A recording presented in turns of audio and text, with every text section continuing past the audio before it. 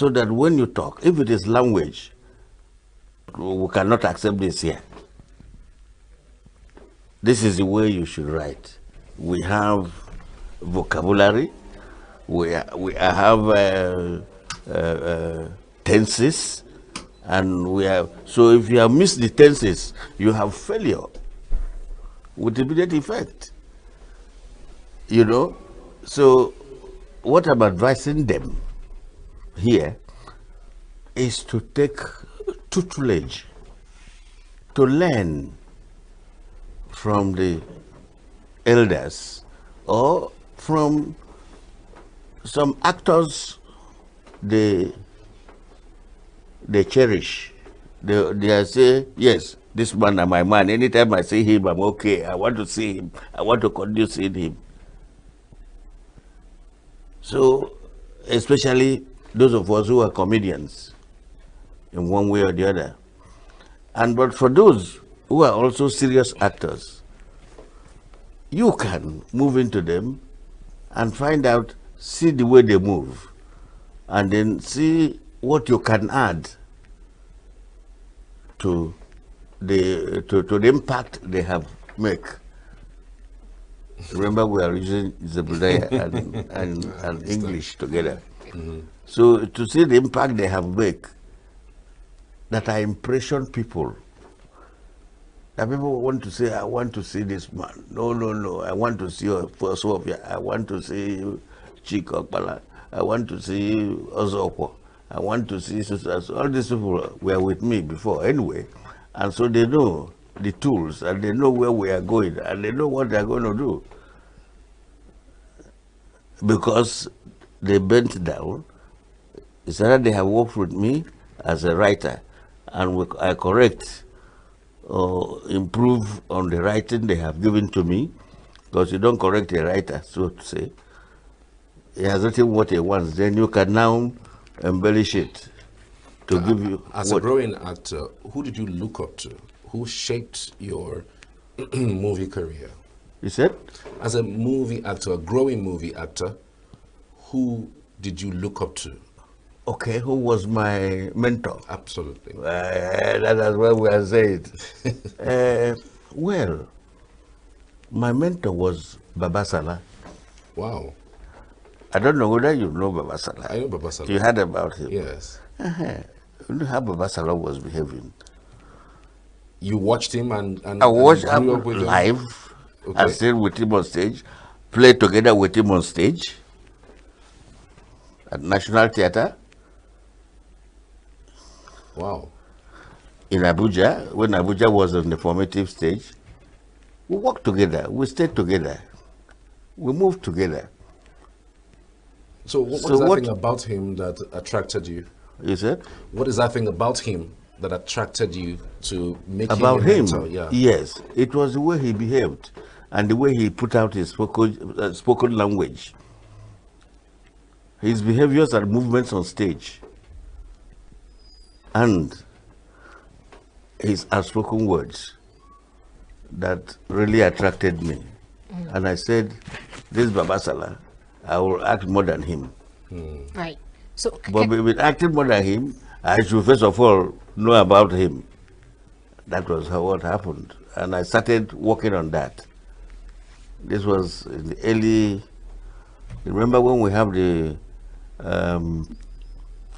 what is it called? The Festival of Arts and Culture in Nigeria. We all were camped in the same place and we stayed together. But before then, they were coming to where we lived in Aba.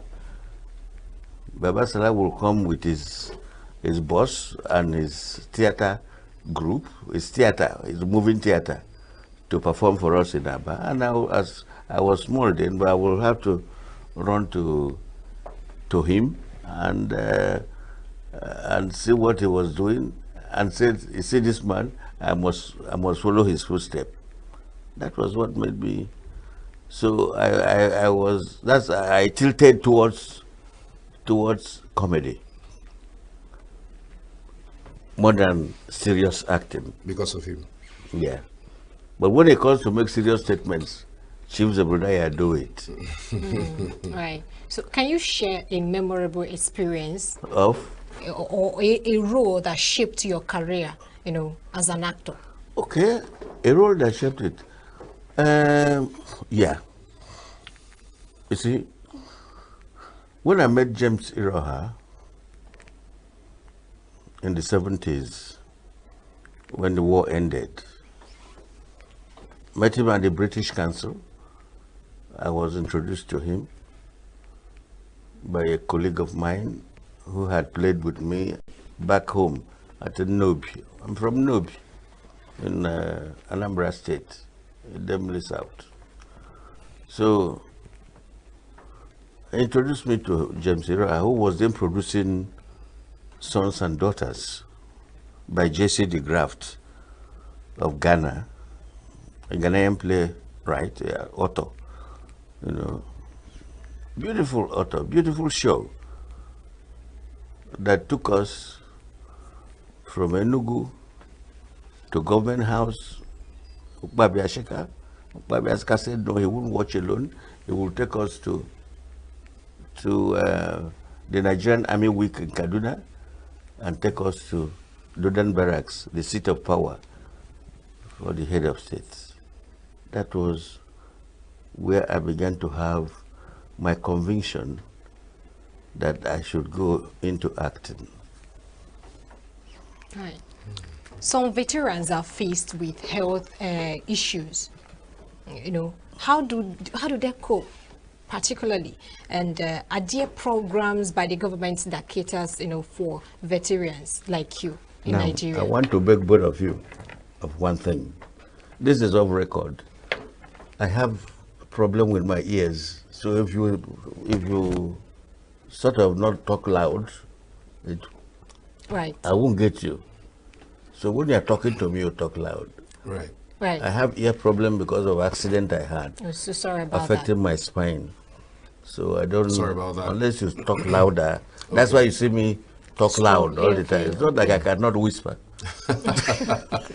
I can whisper, but I feel that the person talking to me should talk as I talk. Okay, fair enough. I'm sorry, this is off record, sir. No problem. that. No, it's not a bad thing. Sorry about that. Yeah. So I was asking how some veterans face health issues.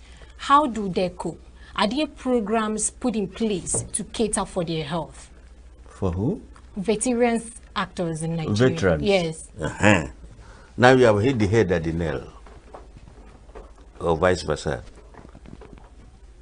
What I'm talking about is that what we are talking about all along is that there should be a place for the veterans to transfer what they have in their tympanal membrane to the younger ones coming up. Otherwise, we are nowhere. Whatever we had built up during our own time, everybody says, oh, if it was the time of Chief Zebediah, if it was the time of Chief Eleyemi, village headmaster, if it was the time of Samanja, oh, you will enjoy yourself. And if he handles this topic, it's terrible. I mean, it's so enjoyable and encouraging. Now, when Nollywood came out, it started building on whatever they see you, you behave with it, you are all right. They came without producers, without directors. They themselves, traders in Onisha, Iweka Road, and some of them in Lagos at Alaba, became overnight producers, traders who watch film. They now became the producers and directors of movie industry. Yes, they made a very good attempt when they produced Living in Bondage.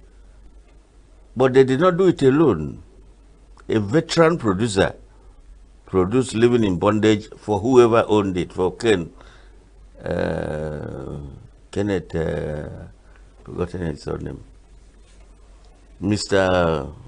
Was my very good friend and my producer too, my director, Chris Ovirapo, who directed Living in Bondage for him. When he gets the script, he now knows what to do to put it up. But he gives you the credit because you are the overall executive producer, executive producer director. You know what we mean when we say executive. It is you who is there on the war front that is the producer.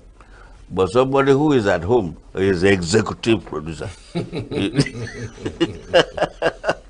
That's the way it is in the industry.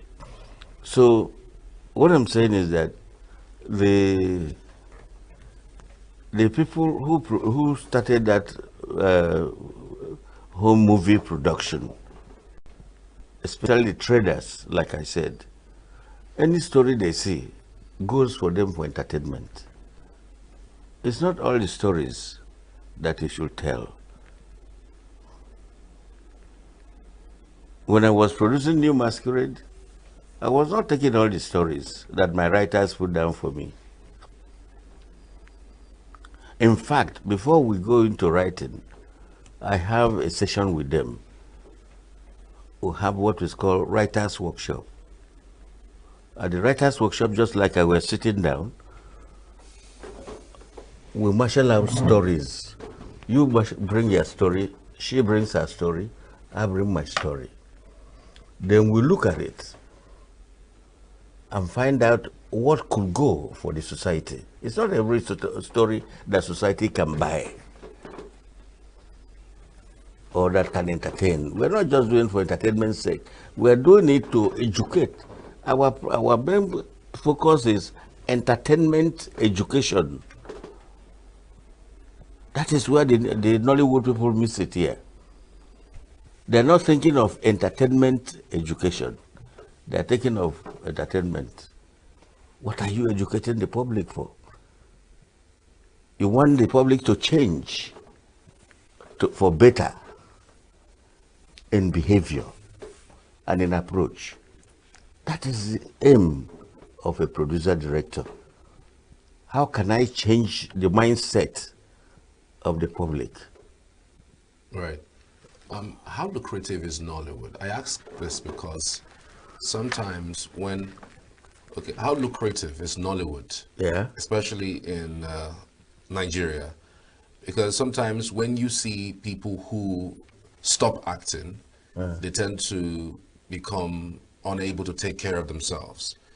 Yeah. Do you think Nollywood is lucrative, and to what extent is it lucrative? And how can people who are in active service, navigate the system so that at the end of the day, they're able to take care of themselves even when they are not I'm coming to that. I just came back from Abuja. Forgotten, I didn't come with a copy of where we thought about how to take care of elders in whatever profession, not just acting, even as broadcasters, even as farmers, even as thinkers, those who tinker, working, when they are old and retire, how do you take care of these retired ones? Or do we just allow them to go and die off? Everyday things swell up. I mean, the prices of things swell up. They can't afford it. They can't go to hospital when they are sick because they don't have the money. No doctor looks at them. Doctor must pay his own bills too. So we're thinking about what can we do? What can the society do? What can the government carve out or shape out for retired elders in all professions across the board? Even if it's somebody who ties hair, at a time he gets old and can no longer see well to see the needle and all that to tie, or tailors and all that. How do we make sure they still survive and eat on their own, not depending on whether they have children or not? Your child is struggling to live, to make money, to marry, to have children, and train his children. I don't know both of you. If you are all married, your headache now is how do I bring up my children with the present cost of things? Absolutely. Eh? How do I bring them up? Then before you think of your father at home and your mommy and your uncle, okay? You have not taken care of yourself. You have not paid your house rent. So it is pertinent that we have no place for our elders, especially those in the acting industry. That nobody thinks of them. He performed this part, and it was everybody enjoyed his role in the show. She performed in that role. Everybody enjoyed it, but you see him or see her unable to go to hospital to treat herself, unable to put food on the table for herself, which is bad. So we're thinking, the government came up with a plan to say, what do we think about elders? But they have not yet manifested all these plans and implemented it for us to see. But in the meantime that they have not implemented it, how do you think that actors should be able to take care of themselves after they leave active service?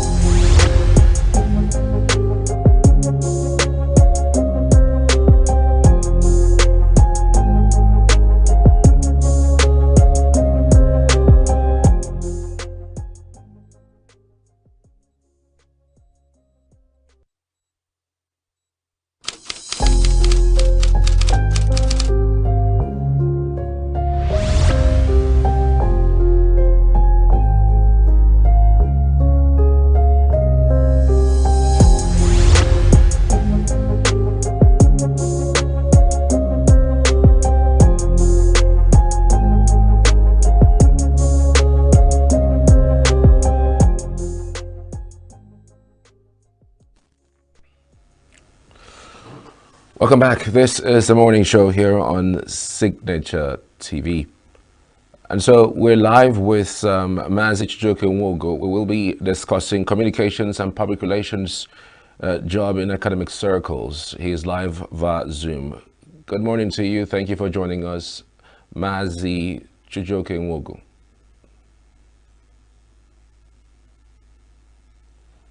Mazi, can you hear me?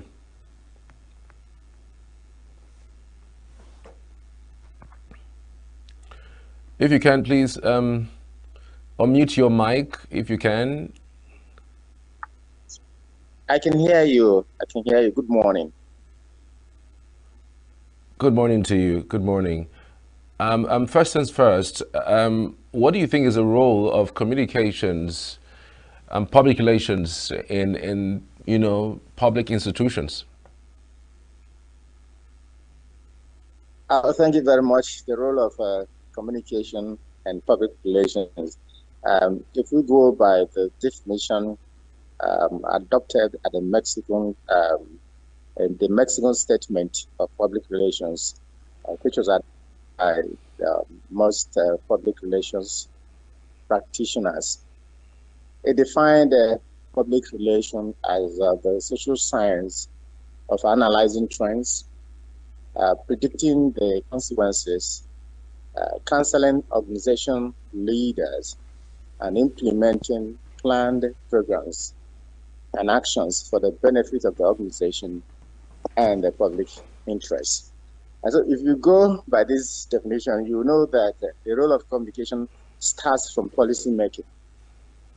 From the time an organization was established to, all throughout its gestation period, you carry the public relations experts along. They help in the policy making. They also help in implementing the policy.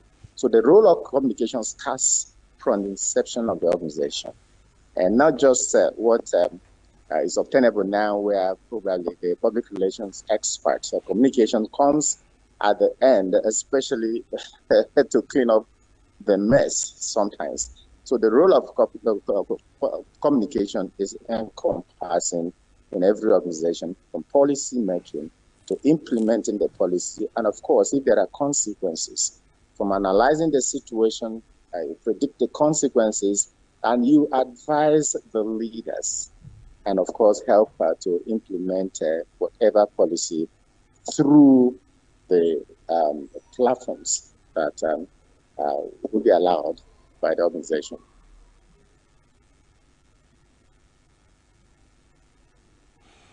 Okay, Mr. Wogo, Okay. if you can hear me, can you indicate? Yes. I can hear you very Okay, well.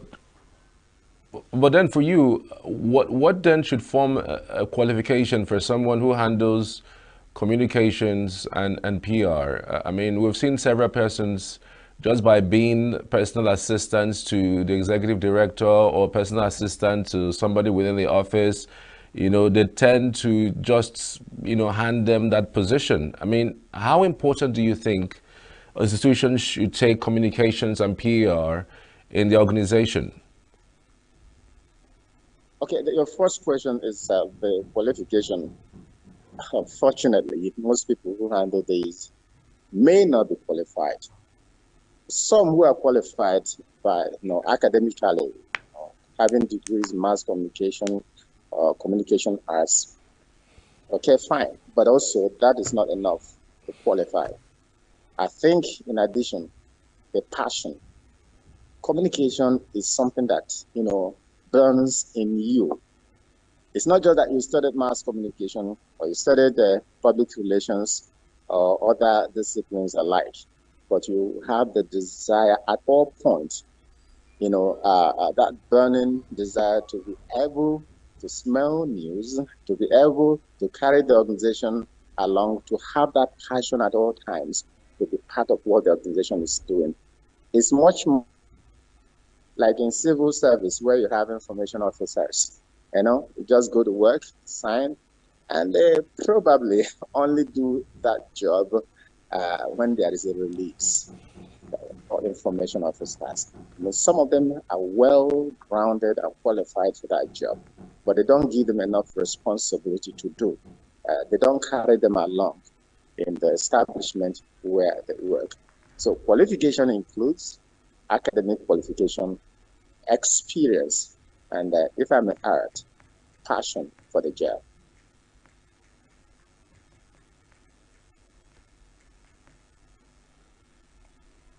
Okay, can you I highlight hope. for us Yeah. the qualifications, you know, that would be needed for someone who would handle a communication for, you know, organizations and PR for that same organization? Because somehow you could say that they are kind of related.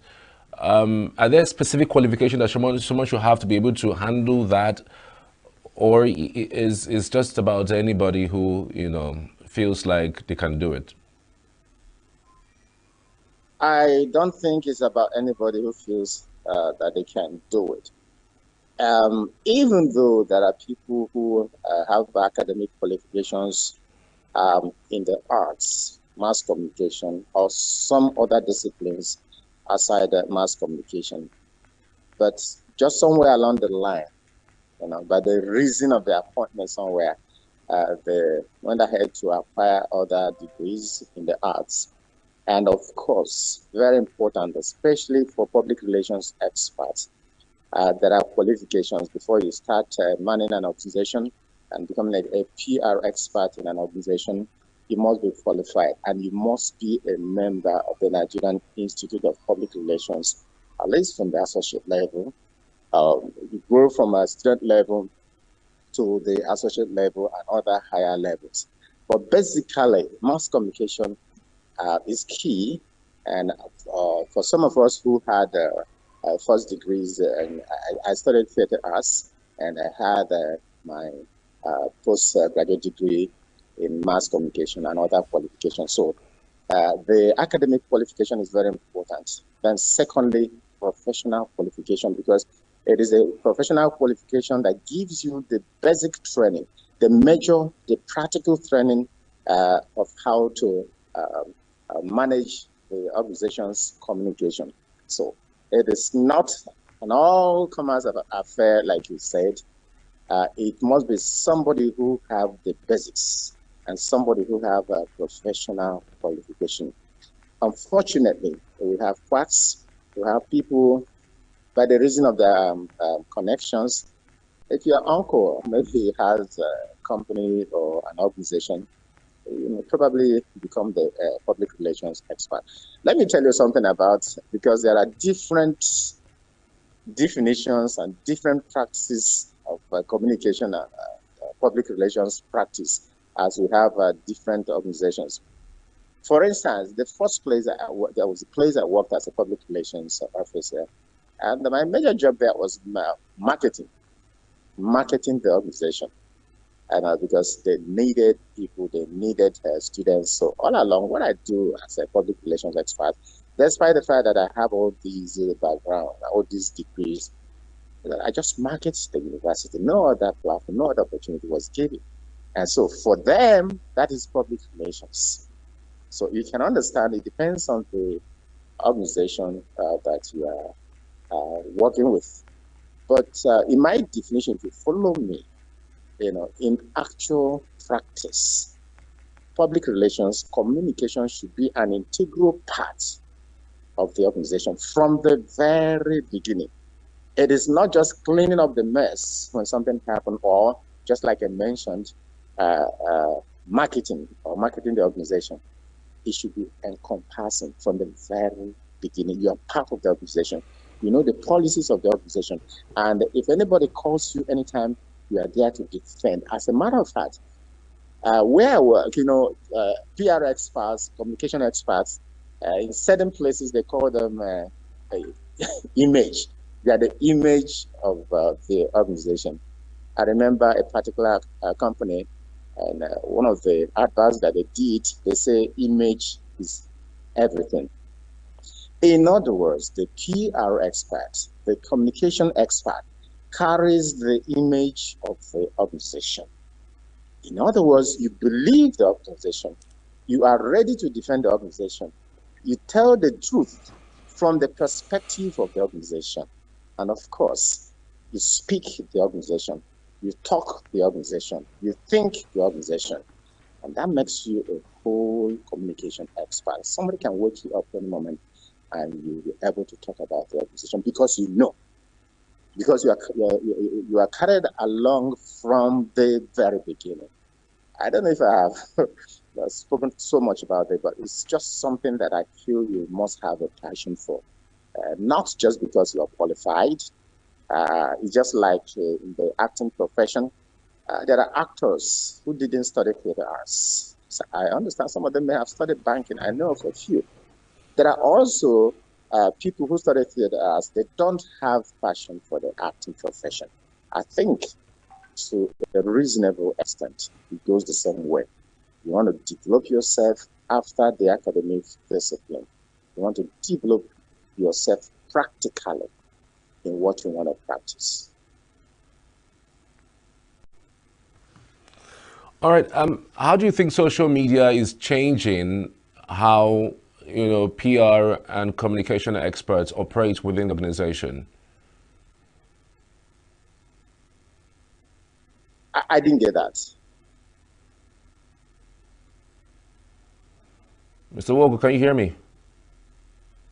I can hear you. I didn't get the question, please. Okay, I was asking, how do you think social media is changing the way that communications and PR experts operate? Absolutely.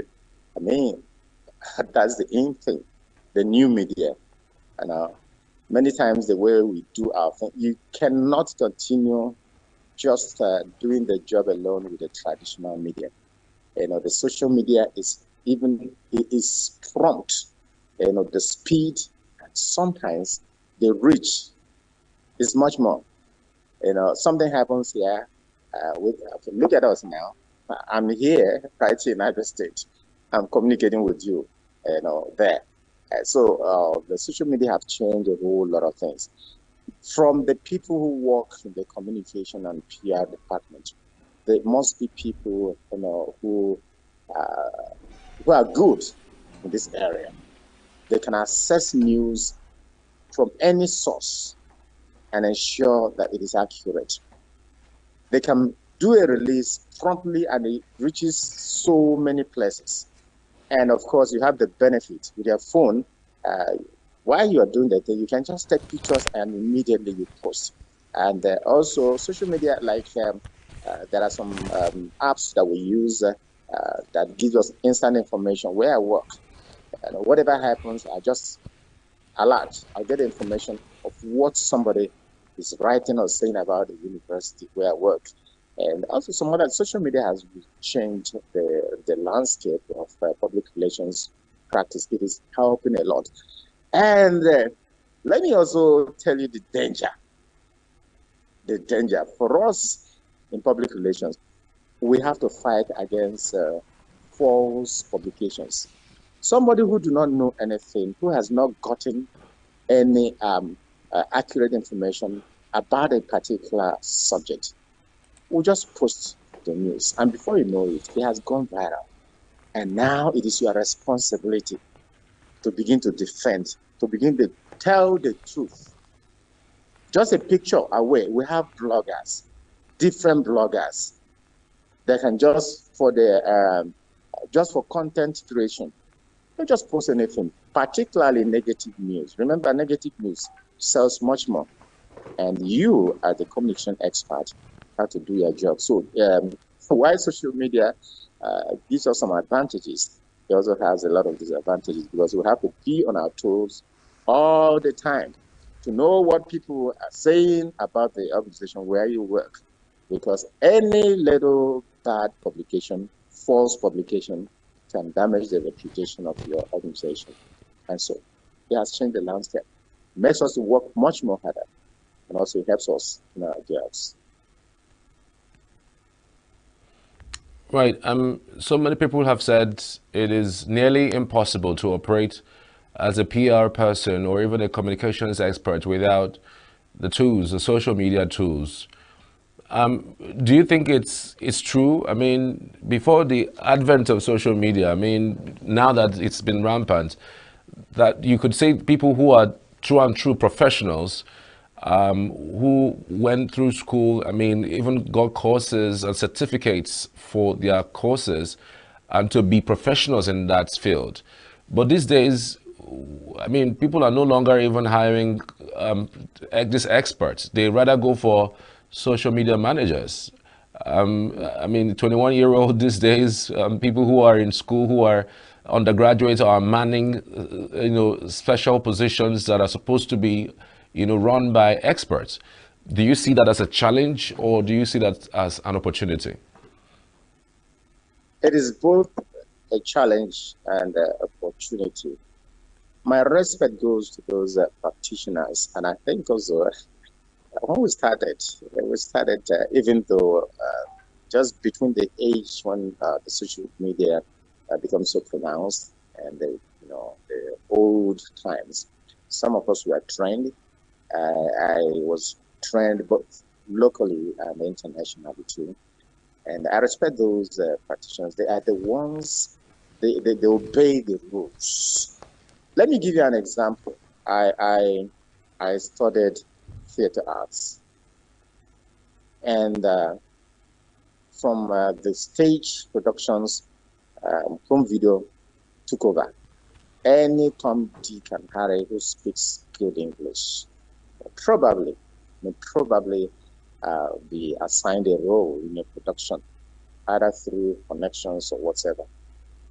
But a good actor and a good actress. I mean, from my own perspective, if you watch a stage performance, maybe my friend there will agree with me, you know a good actor and a good actress on stage. these are the people they put in a lot of efforts in characterization, in studying the line, in doing a whole lot of things. And now everybody can be an actor, an actress. And if you ask me, these old guys are still doing absolutely very well, even in the home videos and films. The same goes for public relations. Those PR experts with their degrees, with their professional qualifications, they set the standard. See, nothing, you can't buy experience from the market. Public relations is not just about writing news. It's not just about bringing pictures, making comments on social media. It requires much more. I told you, public relations is about image. You carry the image of the organization as an individual, wherever you go. I've sat down to listen to experts talk about public relations. And I tell you, there's a whole lot of difference when they talk. When they organize seminars, when they facilitate seminars and you listen to them, you know that these people are grounded in public relations, most of them. It's not recognizing the modern times where social media has taken over. And so the best thing is a marriage between the old and the young, the traditional media and the new media. And so a practitioner who have a grasp of both will excel in every organization. And I think that's the beauty of the social media. All right. So there must be some sort of blend. I mean, you've mentioned that it is a challenge Absolutely. and also an opportunity for that, aspect.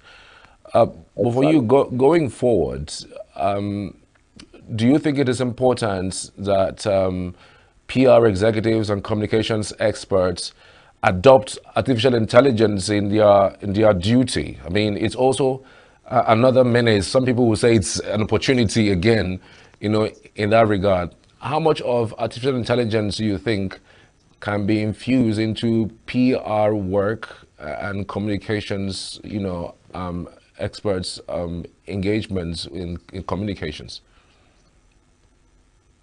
As much as we can afford to acquire and practice. Remember, public relations is not local. The world is not public relations is globalized, and so in other climes, artificial intelligence is taking over even here in Nigeria. So public relations should as well, follow the trend. Learn as much as we can about artificial intelligence and also how to put it into practice, use it in the practice of public relations. But I guess probably the problem is most times, except the experts, the PR practitioner in his or her organization, decides to take extra steps to be ahead. If organizations could give the opportunity to train public relation experts as well as others in the use of these modern trends, artificial intelligence, for instance, I mean, it would be so much helpful. Like I said, we are not just fighting against ourselves. We are not working again for ourselves. PR is global. And so if we want to also be recognized in the committee of global public relations practitioners, we must be able also to up our game and learn a lot and use artificial intelligence. All right. How do you think that PR executives can adopt AI into their work? I mean, they say the use of AI, is faster than using your mind to create something. These days, with just a press of the button, a letter is written for you, something that would take you at least 30 minutes to write or craft. Within seconds, you have letters written. If you are looking to basically learn a thing or two regarding PR or how to navigate certain issues within an environment, AI can help you analyze it and tell you what next to do. I mean, it's become very much easier with the adoption of AI. But How much of that do you think we can have in order to enhance our processes so we don't even kill the creativity that comes from humans? I recommend moderation. For me, I recommend moderation. Honestly, I love football a lot. And sometimes when I follow coaches, most of the time, you see the game being played. I don't know, just already you see how these things work. Somebody manipulates, this person will pass to this person, before the actual game. And you think it's how exactly it's going to be. It might not be so. And so the same applies to public relations, where you have everything being generated, artificial intelligence. There are things that are peculiar to an organization. There are things that requires your immediate creative input on the spot. That's why I say I recommend a gradual process.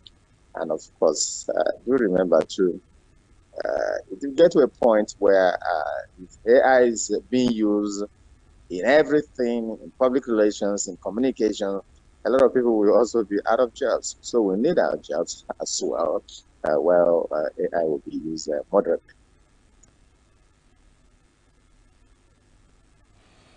Do you see a situation where, PR executives, communications experts may not be needed with the growing, fear of the artificial intelligence with automation these days? I mean, with just a press of the button, you can actually access all social media platforms using one platform. Do you see a situation where PR executives, communications experts may not be needed, giving the kind of a fear that, or the rise of artificial intelligence? My brother, the fear is real. As a matter of fact, now, what is happening in organizations now, in government establishments, is that they are gradually trying to erode the importance of the contributions of public relations already without AI, artificial intelligence. So how much more with artificial intelligence, where at the press at the bottom, just like you said, information will be generated, things will be done, and all that. But I think before we get to that level, our jobs requires quite a lot of things. It requires sometimes like it requires people physically handling some things, people physically handling cameras, people physically maybe two. Will you get to a point where artificial intelligence, somebody AI will put up somebody to moderate a program, to anchor a program? So I think it may be long. Public relations will still be needed. There are some things that public relations experts, communication experts will physically do. It is going to be long before we arrive to that level. All right, so what for you is the biggest challenge of communications in the academia, and how can it be resolved going forward? I will still go back to my definition of public relations. Just like I said, it was what public relations experts called the Mexican Statement that was adopted in 1974. And in that definition, I mentioned that public relations experts should be carried along from the very beginning. In some universities, it is so. Public relations experts, they're not just journalists, they're not just people who write news about the organization. I mean, in some institutions and organizations, there are people who are part and parcel of the policy. Because when you know a policy, when you know a thing, it will be easier for you, to be able to design programs, to design content that will promote that policy. And so one of the challenges is that in some institutions, public relations practitioners are relegated. In fact, in some institutions, the department or the unit or the directorate of public relations, some may not even have a public relations unit or public relations department. They think that anybody can do the public relations. Some are merged with some offices in the university. That's also the problem. The second problem, I think, is that of funding, because we do quite a lot. We do quite a lot, use money to do, you need to monitor news, you need to write news, you need to do this, you need to see people from the very beginning. So sometimes you need that department, wherever it is, in any university, should be funded as well. And public relations, the challenge of communication, challenge of public relations should not just be for the public relations unit. I always say, in an organization, public relations, we have different publics. Public relations starts even from the gates. You are entering an organization where you have the security personnel. It starts from there. So we require training for different units, different stakeholders. Let them know that they are also the image of the organization. It is not when maybe a receptionist in an organization does bad, and now the public relations expert is expected to, defend what he or she did.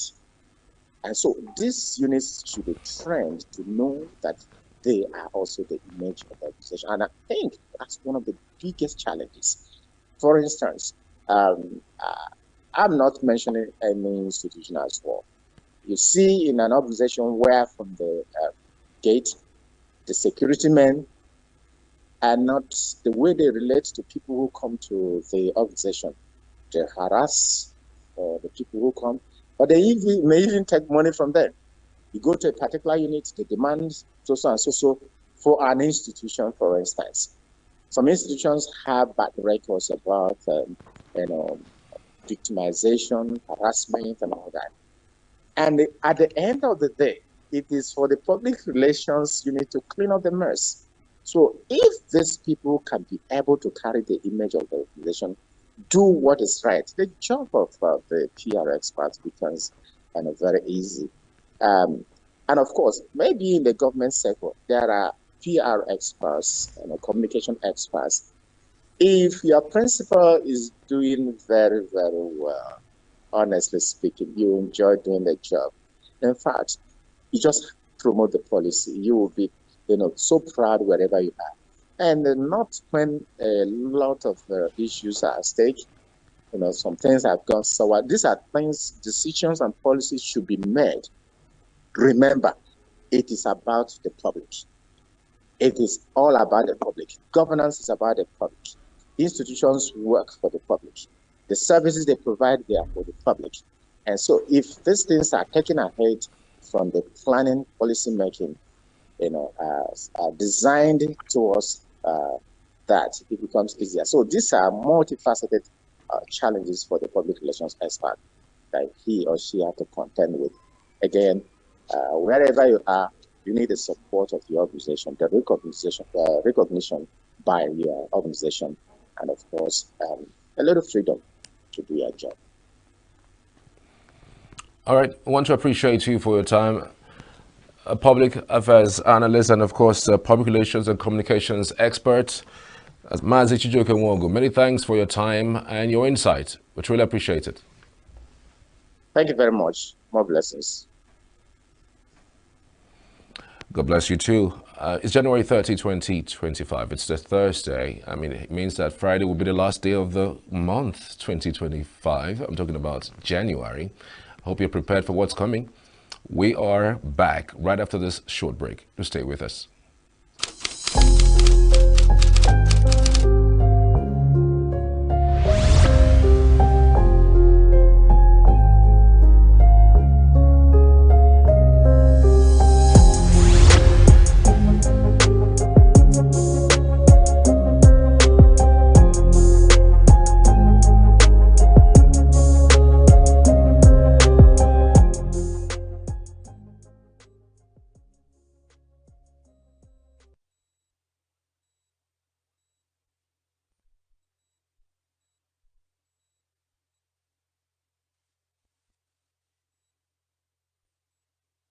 Every second, every minute, every day, news is breaking, events occur, and there are new developments. At Signature TV, we follow these stories objectively, bringing all sides without bias, explaining the complex issues, breaking down the numbers, and investigating the issues behind the news.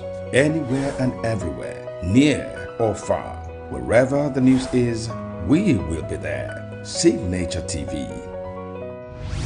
News in your pocket.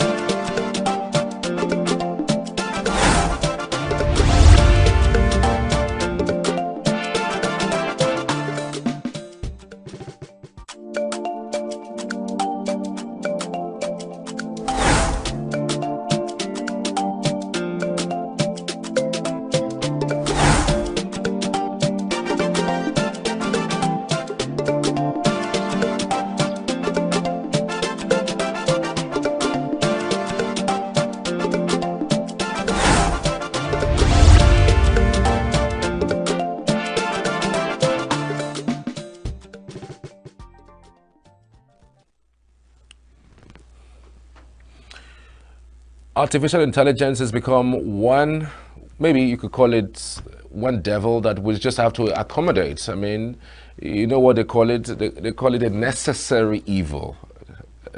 I wonder what is necessary about this particular evil. These days, you just have to inculcate it in some of the works that you do in order to make it a little more easier for you. And I really don't know if you think through it, how is artificial intelligence being applied in the media today? And how would it affect how we relate with people 5, 10, or 15 years? People who are scared about the artificial intelligence, are they justified to be scared about it? Those who are welcoming it and applying it with their duty, are they justified with what they're doing? Would it in any way help us lose jobs, gain more, or maybe practically destroy whatever it is that we have built? We have with us live on Zoom this morning, Aaron Leonard is the founder and CEO of Clever Communications. He will give us an insight into this particular topic. Good to have you. Good morning, Aaron. Good morning, and good to be on Signature TV for the first time. Yes, indeed. Thank you so much for finding time to join us this morning, Aaron. Thank you so much. I mean, there's a whole lot that's been spoken about artificial intelligence and its inculcation into the way that the media works. What scares you the most about the artificial intelligence in the media? Well, nothing scares me. In fact, the truth about it is that for now, even though there are some issues there with the artificial intelligence, but for now, I think it's still very, very useful and very good. It's a friendly platform. And the truth about it is that any media organization that is not investing in it right now is way behind, way behind. That's the truth. Because for now, we can only benefit from it. We've not gotten to that stage where we need to start being scared of AI. Not yet, not yet, not yet. Because we've not even started at all. It's when you get into it and you start using it, that's where you will now start thinking about the dangers. But right now in Nigeria, most media organizations are not making use of it. And that is really sad, because Nigeria is perhaps one of the fastest growing countries in terms of internet usage. We have the largest broadcast network in the developed world. In fact, Nigeria had TV stations before a lot of European countries. So you see our new digital economy and what it's doing in the country, a lot of young people making millions. by applying AI and all that. But the broadcast sector that is supposed to be leading in this is currently behind. And that's a sad one. So that's something we should look about. So there's no danger there right now. We need to get in first before we start talking about danger. Okay, one of the key issues that people are really scared of is the fact that AI can make people lose their jobs. In fact, we've seen the rise of AI over the years, and with fears that it could impact even more than we imagine in the years ahead. I'm just wondering, really. I mean, recently we even saw an all AI powered radio station. I mean, we have seen a little bit of that, an all AI powered TV station. And it would mean that you are not going to probably employ people to do some of these jobs. Are you scared in that regard? No, not at all. Not at all. We are not there yet. See, AI cannot work without human. And, see, it will take a long time before any AI-powered system can take over your native intelligence. It will take a very, very long time before that will happen. So let's start first. That's the truth. You see, when we talk about radio, we talk about AI-powered radio, yes. We need to know how to use AI in radio. So it's not just you set up radio and you put AI to just run everything. Look, we deal with emotions here. For a country like Nigeria, you cannot remove that human touch, that emotional touch that goes with broadcasting, that goes with analysis. AI can't do that. And when we talk about data, currently in Nigeria, we don't have enough data that can make, when you watch some of those AI movies, you think that, see, over there, they have a lot of data, they use a lot of data. So everybody's personal details is somewhere, they know what you think, what you do, in Nigeria, we've not gotten to that stage where we've been able to harness data that much. We don't know what people like to even listen to on radio or watch on TV. So we've not gotten to that stage. And we need to know. So rather than looking at it first, we need to think about getting it. For jobs, right now, as far as I am concerned, AI can make you get jobs. Right now in Nigeria, your ability to just on your WhatsApp, for instance, the AI tool is there. You want to discuss this topic today, you punch it there and you have information. You want to write a proposal, you punch it there, it gives you information, makes your life easy. You want to pass one exam, you punch it there, it gives you information. And that is what we should be focusing on. So for Nigeria right now, it's going to make us get more jobs, get more accolades, get more business, make more money. The broadcast sector is suffering, so we need to get into it. I mean, we've also seen the rise of the usage of AI to develop deep fakes. We've seen AI being used to, do bad things. Some persons trying to put out contents that are manipulative, that are practically fake. So it's something that even though you say it's an advantageous thing to inculcate, but it also has its side that is quite, demoralizing if you look at it from that angle. Yes, and that is where you see media is a very sensitive organization. A lot of people set up media outfits here and there, license schemes given to politicians, businessmen, and things like that. Only few media people have licenses. Now, when we talk about deep fakes, see, in the past couple of years, I am a trainer. We've been training a lot of stations, a lot of youth, government organizations on fact checking. And lots of tools have been developed that you could use for fact checking. And that is where I talk about that human part. So AI can pick up something it sees, and unless it's the AI that also has the fact checking tool, the AI can put it out there. But the human will use his native intelligence and say, wait, I think I need to cross-check this again before I put it out there. Okay, so that is a danger. Fake news and deep fakes now, where like now, as I'm talking now, someone can just crop my face, and before you know, you'll see a video out there that I'm saying something nasty. You know, people use it for political gains and things like that. That is the bad part. But right now, it is the same AI technology that you can use to cop that. So for instance, when you see a video and you apply it into AI, for instance, any of the AI software, it could tell you if that video was used somewhere else in the past. And you could know when that video was released. In fact, some advanced technology can even give you other details, who did the video and things like that. So you could use the same AI to prevent these deepfakes. But if we don't get into it, then we'll be consuming a lot of deepfakes, and it's going to be affecting us, and we will not have anything to counter it. How can media organizations ensure transparency when using AI in production of news? Because again, these days, nobody really tries to get the news. They just sit behind the tabs and then pop out something and ask AI to write a story about a boy who just left school. And then you just create something and then you put out that. How do you think media organization can be really transparent when applying AI in news production?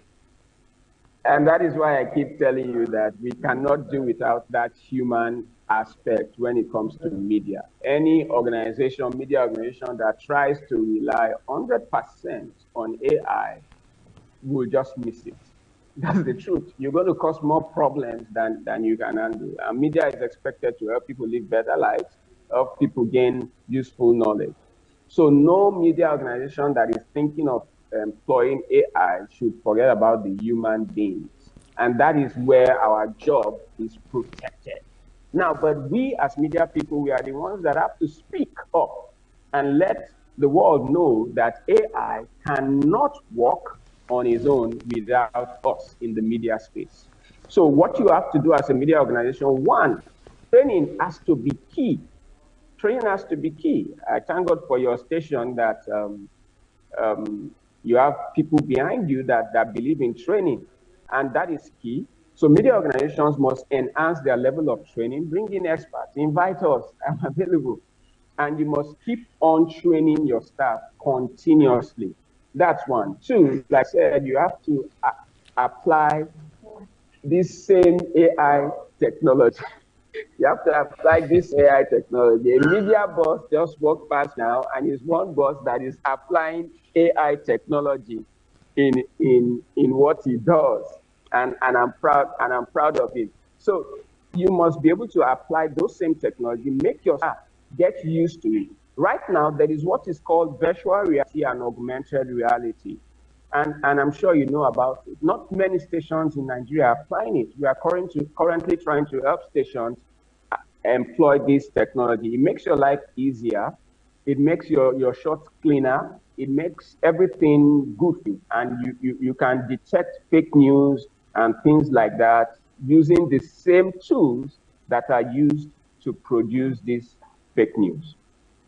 So the key thing is no media station should rely on AI. The human beings, you presenting this show, your backroom staff, they are very important. So our job is secured so long as we know our relevance and we keep talking about it. Okay, so many persons have spoken about AI bias, you know, and it cuts across really. The kinds of things that you use AI to do, say for instance, in places like the United Kingdom, when you ask that questions here in Nigeria, you rarely have the same kind of questions, you know, or kind of answers, you know, when you prompt it. How do you identify AI biases so that you are sure that you are not being misled by AI? Because again, AI is not 100% correct or, you know, perfect with its dishing out of information. Yes, that is where there are tools, fact-checking tools that you have to use. That's why I talk about training. So every station is supposed to set up a fact-checking desk. You must have a fact-checking desk with a fact-checking officer who is trained on how to use the various fact-checking tools that are available. And there are so many of them.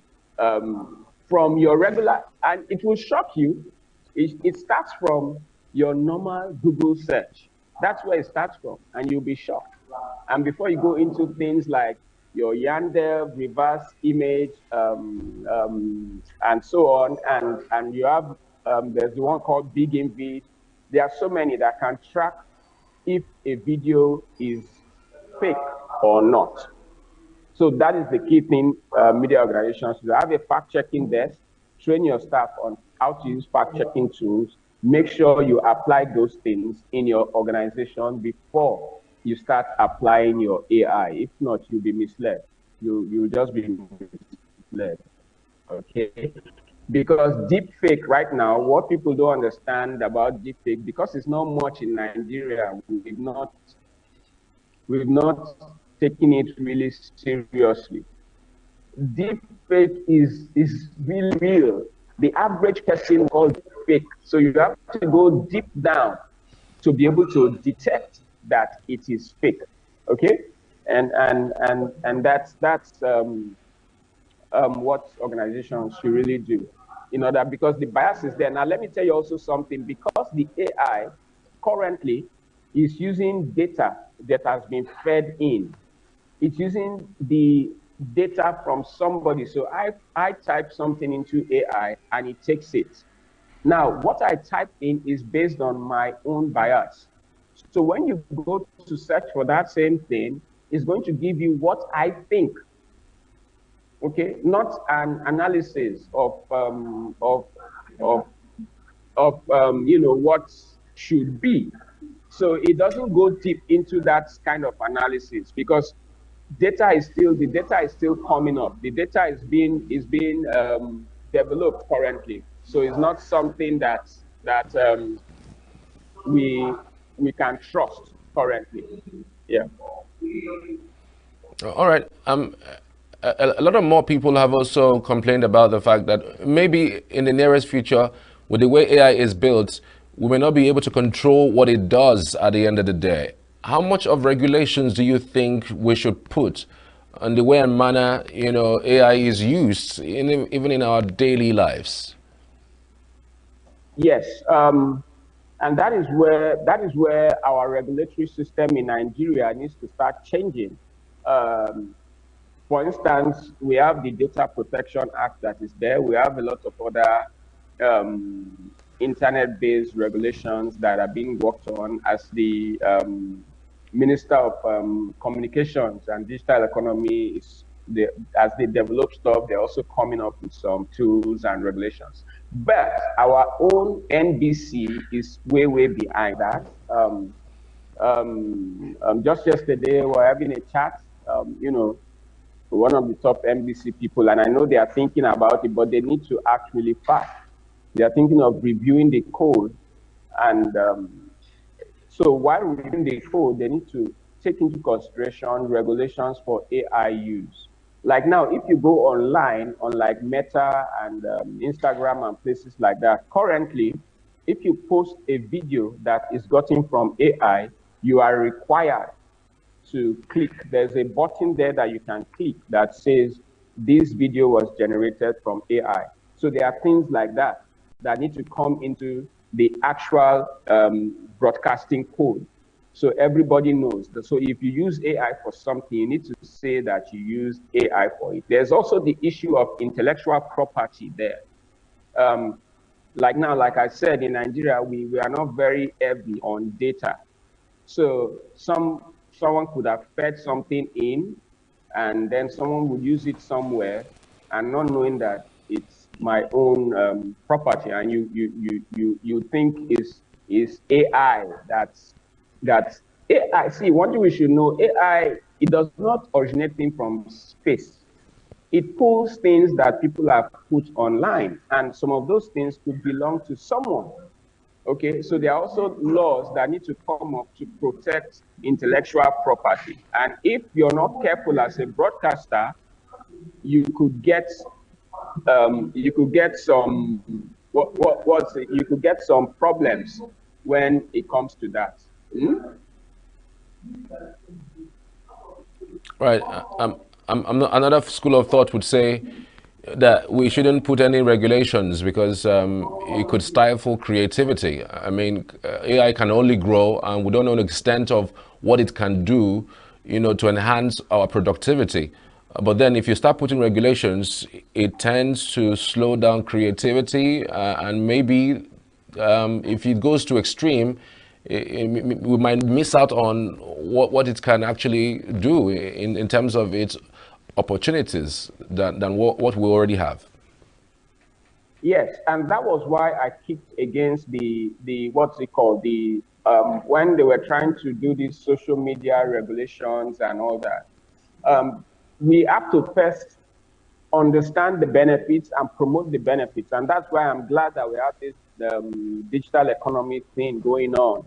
So you have to first of all look at the benefits first before you start regulating. If not, you're going to stifle creativity, and that's why it's not something that should just be, you just wake up, hey, no, don't do this, don't, no, you don't do that. That's why you see the NBC, the broadcasting code for broadcasting is not solely prepared by the NBC. It is prepared by, in fact, the, most of the inputs are made by broadcasters themselves. So that is where we are. Is it going to stifle creativity? Is it going to cause more problems for us? So how can we do, what can we put in place that will make sure that we don't stifle creativity? So that is something we have to look at when it comes to regulations. It's not just something you just throw to the National Assembly. It's something that you need the input of the creatives themselves, the broadcasters themselves, the other guys who do skits, things, things like that. So everybody is carried along.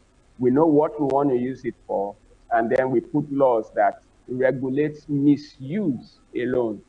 Okay, not just when you're trying to use it to do good. Yeah. All right. I mean, you have mentioned that NBC is far behind. How do you think they should be reacting to the rise of artificial intelligence right now? Because again, like it or leave it, it's here to stay, and we're just watching and seeing where it will take us to. You've mentioned that they are far behind. What can they do in order to at least catch up? If they can't catch up, at least stay 1 kilometer, away from them at least. Yeah, currently, when you look at the setup of the NBC, if you even look at the staffing, the people there, the departments and all that, I don't think they even have a department that is focused on this yet. So that might be something they need to look at. Create such kind of department, bring in such people.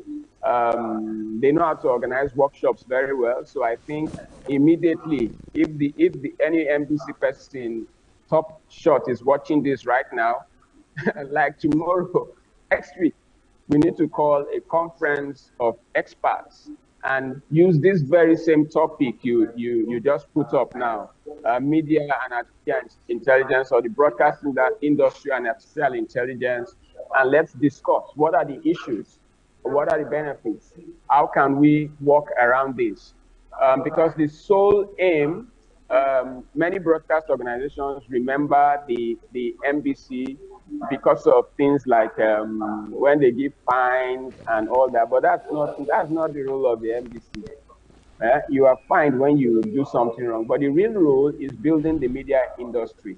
It's about improving the quality of broadcast, improving curriculum in institutions that study broadcast related activity. So the truth is, the NBCs ought to be the lead. It's just like while I was head of media development at BBC Media Action, we supported the NBC and Broadcasting Organization of Nigeria to organize a lot of those summits on digitization when it was going on. So the NBC should come up with that, and a lot of broadcast organizations benefited from those summits, attending those summits and getting knowledge. So that is what the NBC should do right now. Look for relevant experts, relevant individuals, also interact with the Ministry of Communications and Digital Economy, and even with the NCC, and see how we could work together and bring artificial intelligence into broadcasting for our benefit. All right. I mean, before the boom of social media, we've seen how traditional media fared. I mean, traditional. You would say that sometimes traditional media is scared of social media, and social media came and decentralized the way information is shared. These days, people can just be in their homes and do a live broadcast and go live to the world. And now we have artificial intelligence, and then we also have virtual reality. And so one wonders really whether you feel that the traditional media is being threatened by all of these, tools, or do you think traditional media is more enhanced with some of these tools that has, cropped up in the last 2 to 3 decades?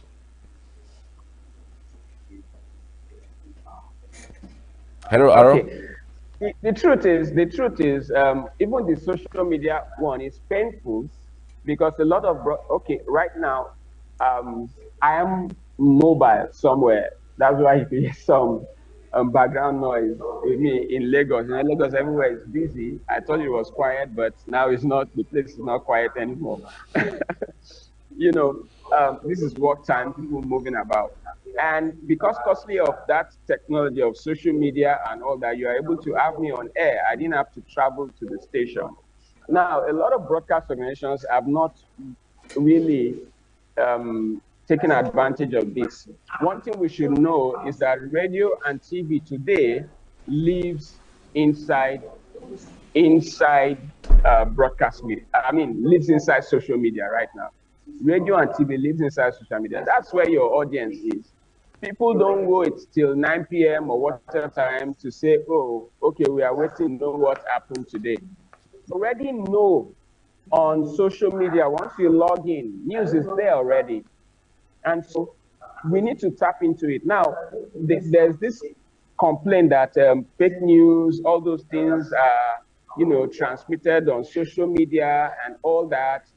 And, things like that. But the truth is, if you want to reduce fake news on social media, the traditional media needs to occupy that space.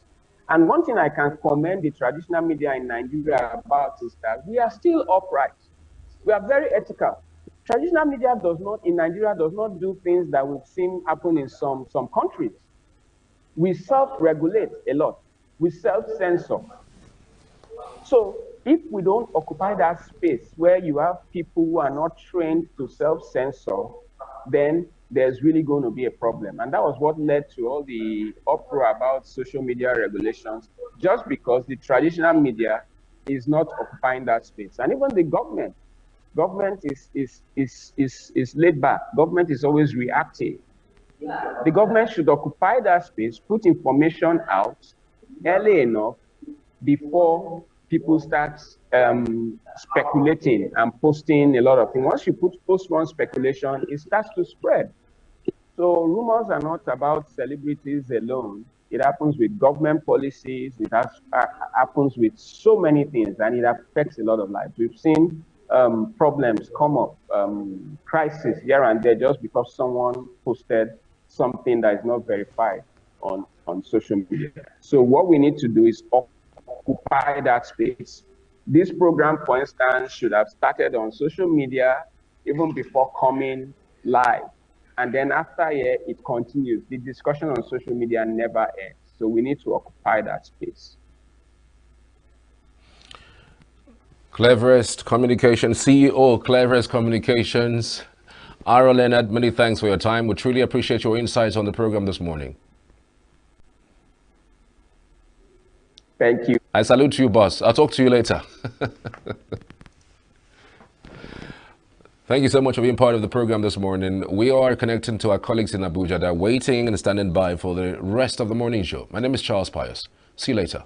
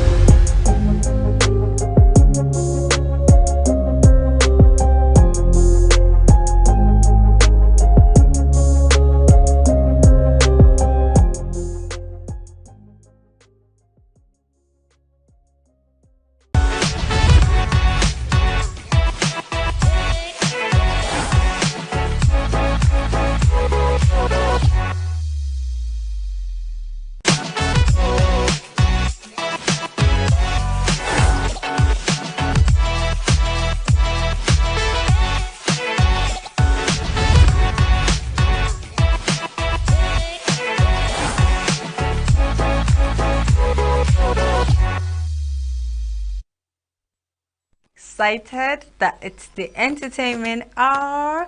Yes, welcome to E-Vibes, the entertainment show on Signature TV. This is the time where we give you the pop, the art, the culture, the buzz in the entertainment world. That's why I'm here to keep you guys updated. I'm Laramie Ademi. I'm be hosting today's show alone, but trust me, we have a lot, and I really want you guys to let me know what your opinion is in the comment section concerning all this gist I have for you today. So in our first story, do you know that the Nigerian media personality Tolu Oniru, popularly known as Tools, has criticized singer Two-Face for publicly revealing his separation from his wife Annie.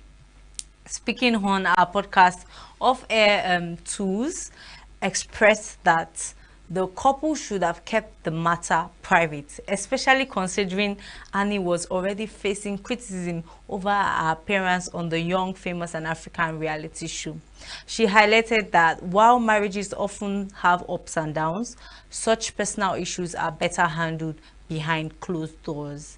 Tools emphasized that Annie, who is deeply loved by Two-Face, did not deserve that added public attention at the time, when she was already under attack. According to Tools, the announcement was poorly timed and unnecessary, pointing out that many couples go through divorces privately.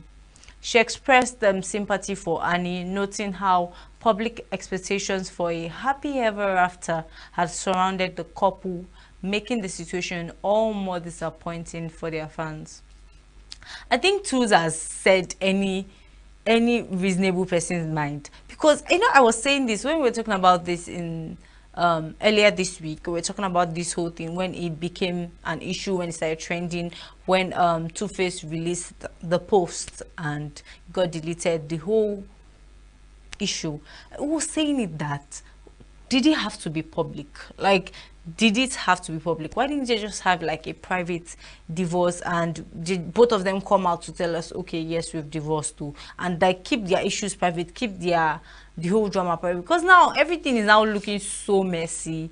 We're hearing that Annie is in a rehab because of the whole issue. We're hearing that Two-Face is saying that, okay, she neglected him all these years when he was battling with kidney disease and all. So like, now everybody's now in the matter, everybody's in your issue, and now bringing out, okay, from the past when it started till now, like now everybody has a say, everybody has an opinion. It's like your whole issue is out there and everybody's talking, everybody's saying their mind, including people that are saying things that are sensible and people that are saying things that are not sensible. Everybody's talking, and you would have become the talk of town, and in a way some people are now even mocking the whole issue and all. So like, I don't know why you guys brought this to the internet. Well, you invited the social media in-laws, lawyers, judge and everything, and they've attended to the issue. But I like Tools' take on this. It's such an amazing take. So we're moving on to our next story. The Nigerian singer Adekunle Gold has shared his personal journey of overcoming his fear of losing people in a tweet posted on Wednesday. He revealed that his fear had dissipated once he learned to find security within himself. By shifting his mindset from scarcity to abundance, Adekunle realized that life is full of endless possibilities and connections. In his tweets, he mentioned that there is no such thing as only, as there are always new people to meet, lessons to learn, and more happiness waiting through personal growth. Adekunle Gold, you are not wrong on this. I really like you sharing this. You are not wrong at all, because the actual truth is just the fact that people will come and go. Like, I think once you learn that, it just makes things easier for you, and for you not to always get like emotional and caught up in drama when people leave. Like, people come and go, it happens, that's life. You meet more amazing people. There's sometimes that if you don't live where you are familiar with, you won't know that you can actually meet better, not even better in the case, but like another set of amazing people that would really like help your life and change your journey and help your journey, your career and everything about your life. You wouldn't believe it. So it happens. You meet people today. Sometimes you guys fall out. Not necessarily because there was an issue, but just the fact that, okay, like, everybody moved on with life, everybody became busy with life, and it's just normal. And I like the fact that he's sharing this. I think, look, thank you for sharing this. Like, it's facts. These facts. That's just how life is. So the director Ryan Coogler opened up about his latest film, Sinners, in an exclusive interview, shedding light on his creative process and the deeper themes of the movie. Known for his impactful storytelling in films like Fruitvale Station, Creed, and Black Panther, Coogler returns with Sinners, a project exploring morality, redemption, and the consequences of one's actions. Coogler reflected on his long-standing collaboration with the actor Michael B. Jordan, who stars in Sinners as well. He praised Jordan for his exceptional talent and commitment to his craft, recalling their first collaboration on Fruitvale Station, which was both Jordan's first lead role and Coogler's directorial debut. The director also shared how his personal connections to Mississippi through his grandfather and late uncle influenced the film's theme. Coogler describes Sinners as one of the most personal films he's made, further deepening his bond with Jordan and highlighting their shared passion for storytelling. You know, they used to say something that when you see something good, hold on to it, don't let it go. And I think that's one thing Coogler has seen in Jordan. He's seen that, okay, this is someone I can work with, this is someone who our vision like aligns, and he's not now letting go of that relationship. I really like that for both of them. I really love that for both of them. And we know that Coogler's films have been so amazing. Is it Creed? Hell, is it Black Panther? Sorry. Is it Fruitvale Station? Oh, we know that it's a banger, so we can always expect that Sinners, this new movie that is coming out, will also be a banger as well. Yes. So Alabama Barker, the daughter of the drummer Travis Barker, has denied rumors suggesting that she had romantic relations with Tiger and Soulja Boy. The rumors were sparked by a diss track from Bad Baby, and Alabama responded to the allegations on social media stating unequivocally, absolutely not. Tiger also seemed to dismiss the rumors, sharing a meme on TikTok with the phrase "cap," a term used to call out lies. The rumors came amidst a feud between Alabama and Bad Baby, with the latter previously accusing Alabama of cheating with her ex, Levang. Alabama has denied these claims and clarified that she was not involved in any wrongdoing. I think that's just something that rappers can't really escape, having diss tracks and now dissing each other. It's like, oh my goodness. But this particular one, like, it's just so, in a way, messy, in a way, like, what's going on here? Bad Baby, Alabama Baker, who were good friends, and suddenly now they have issues, and now they're now bringing it into the rap music. Well, the people that are enjoying the track are enjoying the track, I guess. But Alabama is coming out here to clear the air, guys. She's saying she has nothing to do with Tiger and Soulja Boy. Can you imagine? Like, she's just like 19 years old, and they are like 30 years, like in their 30s and all. What would she have to do with them? Like, sexual relations with them? Are you kidding? Like, she's coming out to tell us that nah, absolutely not, that there's nothing there, that she doesn't know what Bad Baby is saying in a diss track, but it ain't true. That's what she's trying to let us know. And guys, the New Yorkers welcome the Lunar New Year on Wednesday, January 29th, with the annual firecracker ceremony in Chinatown. The event marked the beginning of the Year of the Snake, featuring a lively lion dance and the loud pop of firecrackers, which are believed in Chinese tradition to ward off evil spirits and bring good fortune for the year ahead. Scott Chen, an attendee of the celebration, noted that the Year of the Snake is associated with prosperity and emphasized that a happy, healthy new year is the most important wish for all. In a significant change this year, New York City public schools were closed to honor the holiday, making it the first time the city officially recognized the Lunar New Year with a day off. Let's take a look at this wonderful celebration.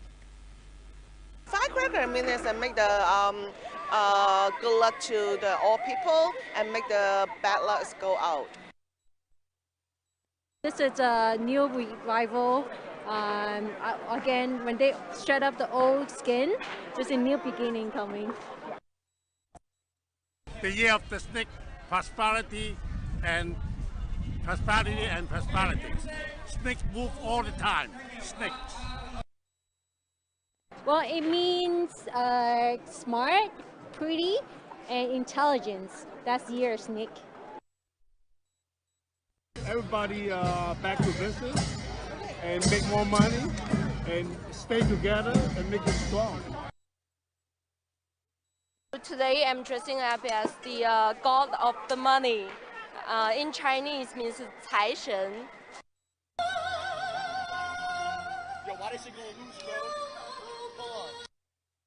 Healthy and rich. Yeah, everybody get rich and world peace, of course. And my family get together and all healthy. Happy, healthy New Year, that's most important. The best for the year of the snake, healthy, and all everybody make money. That's it. And my daughter Michelle say Happy New Year. 恭喜发财, yeah, okay.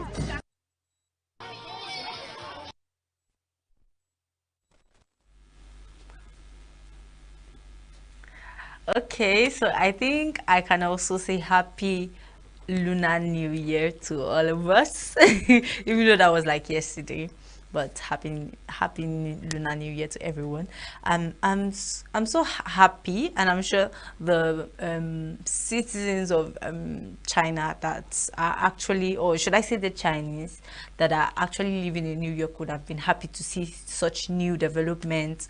New York celebrating the Lunar New Year, which we know that okay, it's a Chinese tradition, and also like it's nice. It's very, very amazing. Like okay, according to the lunar calendar, we have the Lunar New Year, and they're allowed to celebrate and have the whole like tradition like that they are used to, and which is really amazing. Then the fact that the city actually told them to take an holiday from school and all, like close schools and all, it's really commendable and really, really nice. We can say that celebration was, we are used to all these very amazing things when it comes to like a Chinese celebration. We know that we would have to see all those their dragons and everything, but this time it's the year of the snake, so it's nice, really amazing. So guys, that's the end of the news segment. Please I want you to let me know what you think about what Tu said about Tu, Baba and Annie bringing their divorce out to social media for everyone to see. Like, what do you think about our take on it? Let me know. Let me know what you think about this upcoming movie by Kugler, Sinners. Let me know what you think about the dynamic he has with Jordan as well. Then this Alabama and Bad Baby drama, this diss track drama. Let me know what you think about in the comment section. I really want to know. Then Adekunle got sharing with us that okay, he is also human and faced some of these issues, like having to lose people, not lose people per se, but like let people go, you know, people come, people go, that kind of thing. So let me know everything you think about the news updates I've given you today. So we'll be moving on to another news segment, which is our fashion review segment.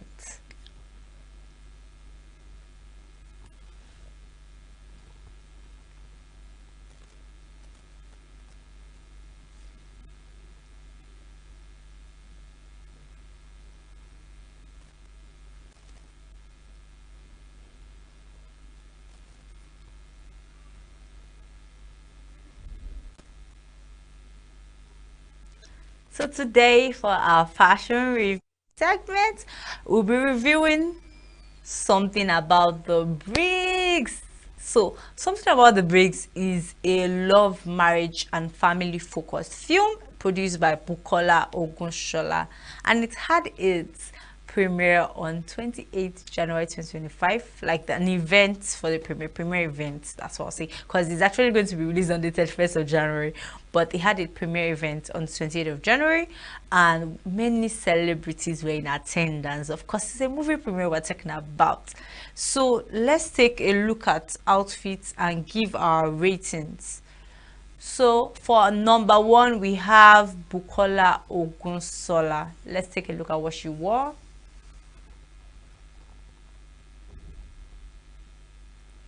Oh my goodness, she's looking so good, guys. Wow, I like this. I like the fact that she in a way she's the star of the event because she's the producer, and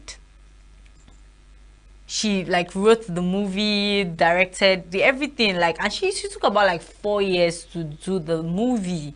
Oh my goodness. So of course she has to look this good. She has to make you guys know that. And the star of the show, and in this dressing, there was nothing short of it. Like, she really showed us she's the star. So I will be rating her a 9 because she looks fabulous. Like, as much as the dress was quite elaborate, it didn't make her look ridiculous. Instead, she looked like the star that she is, which is really amazing. So you can also drop your ratings in the comment section. I would love to hear it as well. For the second celebrity, we have Iyabo Ojo. Mama, like classy mama. I like this. But see, as much as she's looking so good, I don't understand that thing on top that is pointing to the scars like that. Oh my goodness, please, why? But I like this. Then I don't know, can you guys see like this hand that we are seeing, like a pattern of hand on our waist and pattern of hand on top? Oh my goodness, it's the concept for me. Hell goodness, the detailing is crazy. The detailing is crazy. Although I'm not really a fan of the whole thing that is up there on her chest and all, but she looks good, and she really showed up. You know, Iyabo Ojo is one of the cast for this movie, and she showed us that yes, it's our time, it's our movie we're talking about. She's really looking good, and I love the concepts, like that it's not just a dress, but there's like a twist to it, which is really nice. Okay, but she cannot steal our star of the show, so I would give her 8.5 because she really looks really good. I don't want to give her 9 so that it's not like she's overshadowing Bukola, you know. So she's looking really good. It's amazing. So let's have Arike Owolagba, aka Arike Dimples.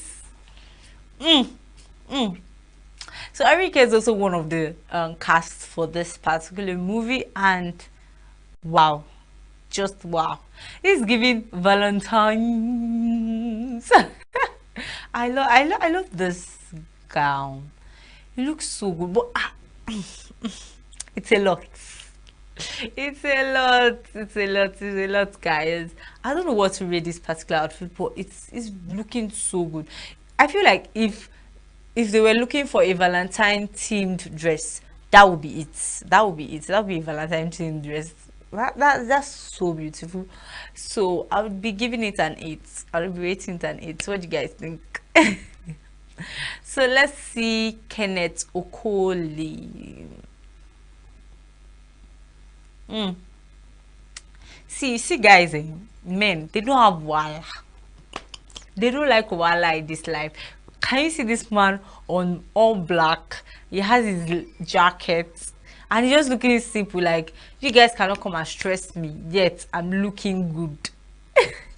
I don't know if because we're talking about fashion here, so I don't know, I expected some pizzazz, like show us some more, but it's not bad. He's still looking quite nice and presentable, decent, I would say. So I would give him a 6 because I don't know, I feel like there was not so much effort in it, like anybody can just put that on, but it was looking good though, Sha. So next up is Ifi Mogeku, aka Ifi's Kitchen. Oh my god, you see this when I saw this lady's dress. I was just like, now wow, some people to do. Like, it's so beautiful. It's like a work of art, like so beautiful. I'm like, girl, are you the owner of this movie? Are you the lead cast? What's going on, madam? You look so good, too good. Oh my god, like, and the fact that it doesn't look ridiculous, it looks so nice on her. It fits her, the color, the shape, the whole thing, the details. Oh my god, it's amazing. I can't but give this a 9. Like, I can't. No, yes, she's getting the 9. Yes, yes, she looks so good, and the dress is so amazing. I really love it. I'm not really a fan of pink, but that one blew me away, guys. It blew me away. Can we have Elma Madiwe? Sorry, Elma Mbadiwe. She also happens to be one of the cast for this Something About the Bricks. This dress is nice. She looks good. I'm not really a fan. I can't lie. I'm sorry, guys. I'm not really a fan, but it's not bad. It's not bad, because honestly, I don't really understand what's going on the upper part. I think it's meant to be like a statement, but I'm not feeling it. It's really giving like this nylon look that I don't really like. I'm not really a fan. I'm sorry, guys. I'm the one reviewing it, so I'm not a fan.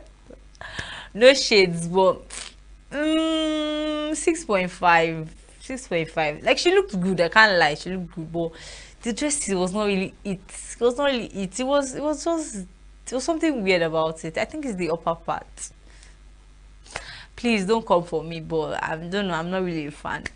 So next up, can we have Kalu Anaga Emmanuel, aka Kanaga Junior? This boy, this man that has been coming to our screens lately to show us 6-foot things, looking very nice and demure.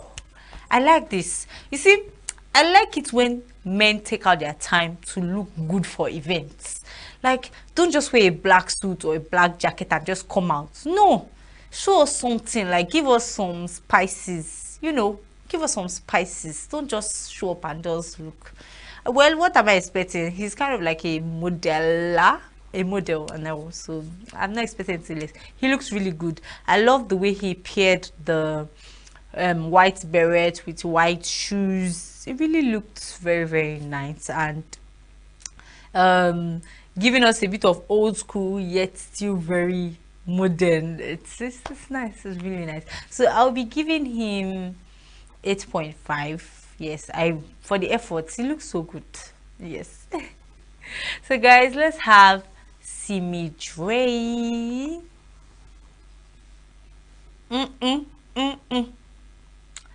This gown is a lot.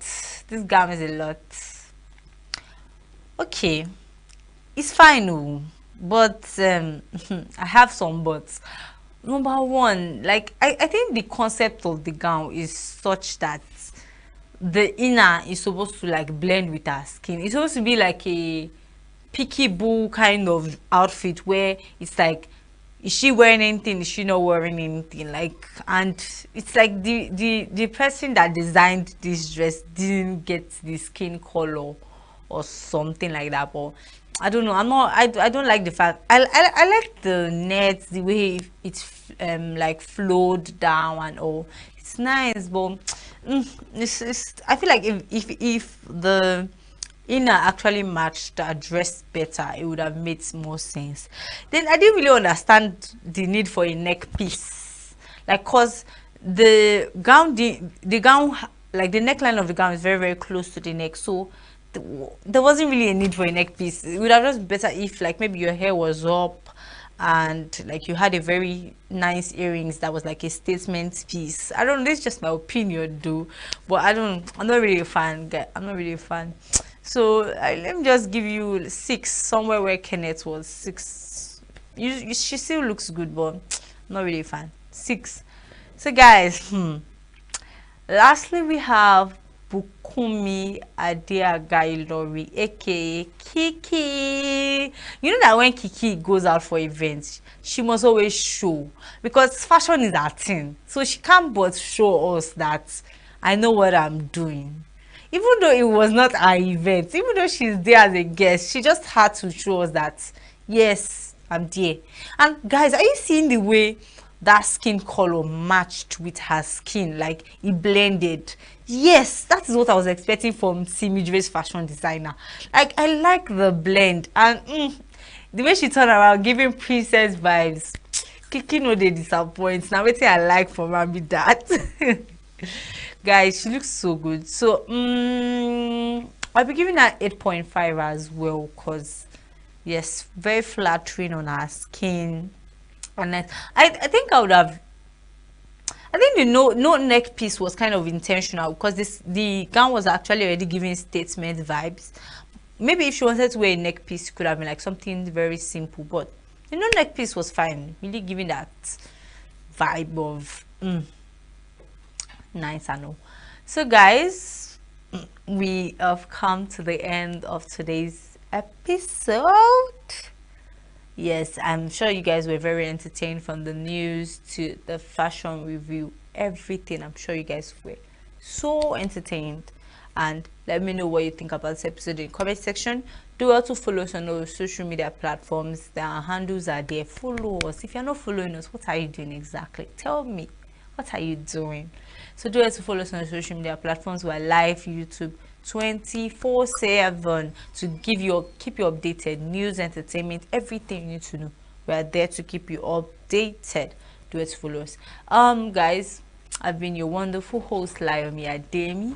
Do it to tune in again 1 p.m. tomorrow to stay entertained.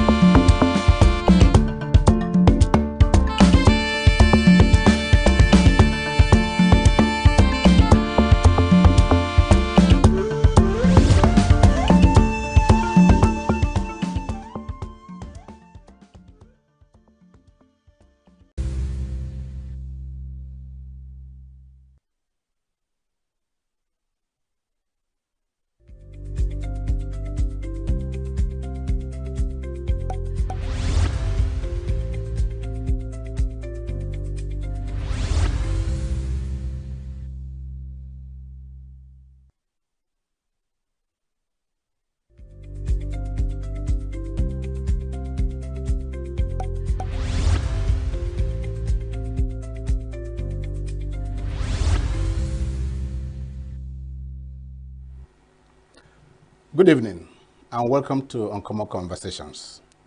On Signature Television, we're reaching you from our head office in ENUGU, Coal City State. Of course, the last time I checked, ENUGU is still the capital of the Southeast Nigeria. Sure. Today, we'll be looking at a program that is different from what we have done in the past weeks. In the past week, we dwelt on politics, on economy, but today, we want to have a conversation around health. As a young man growing up in the village, my mom and my dad would just go to the back of our house and get fruits and vegetables and make fresh soup, fresh yam porridge, and the likes. They got certain crops and roots from the farm. We never had health centers. Sure. We never had clinics. And so, if you were sick, somebody would walk into the bush, get 1 or 2 leaves, mix them up, get them grounded, and then give to you. You drink. There was this use of dogonyaro then in the village, and malaria was just a thing of the past. Sure. But as I grew older and got into the city, I was exposed to synthetic food, what they call wait and take. You go into an eatery, and then you point at what you want. Fast food. And they will give it to you. We have forgotten our roots. Yeah. We've forgotten that in nature, we had so much health. In nature, we had wealth. And now, even at age 10, 11, people fall sick carelessly, endlessly. And that is why it is important that this evening, we have an uncommon conversation around the issue of basic diet requirements and rules for recovery and staying healthy. And to help us unravel this conversation is an expert himself. His name is Eniagolo Hyacinth. He is a wellness practitioner and a coach. I would like to invite him to introduce himself the more and tell our viewing audience what exactly he does for a living. Eniagolo. Thank you so very much. I count it all joy and privilege to be here today, to be able to unravel the mystery behind the frequency and the intensity of untimely death. That is so much around us. To me, it is quite shocking because, just like you rightly pointed out, we have left our roots. So this program is designed to bring us back again to where we started, so that the common health that God has given to everybody, we can have access to it. So I want to take you back to my first question, which is Eniagolo Hyacinth. Yeah. Who is he? What does he do? All right. Eniagolo Hyacinth, God's time, which means Oge Chineke, is a wellness practitioner for over 10 years in practice, and also a coach. By the special grace of God, I have authored quite some books. I am also a conference speaker, and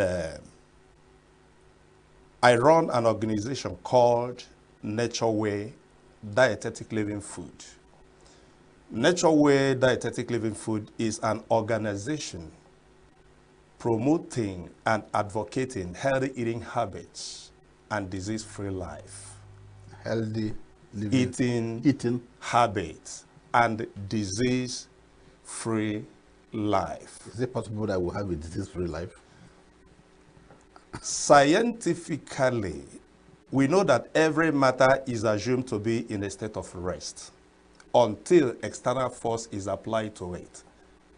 This body of ours do not know on its own on how to become sick. Just like in Igbo parlance, we normally say, our body not even a single cell in the body is setting goal to have diabetes, arthritis. But our cells will respond precisely to the environment you have created for it. What I'm trying to say is this. The process and the function of our body is simple a response to a stimulus or a stimuli. Example, if malaria, before you have malaria, it is believed that mosquitoes should bite you. And when the plasmodium is released... That's a common belief. And when the plasmodium is released, if your immune system has not been actually turbocharged, the tendency is that the manifestation is malaria. For you also to have diabetes, is either you have hypersugar or hyposugar.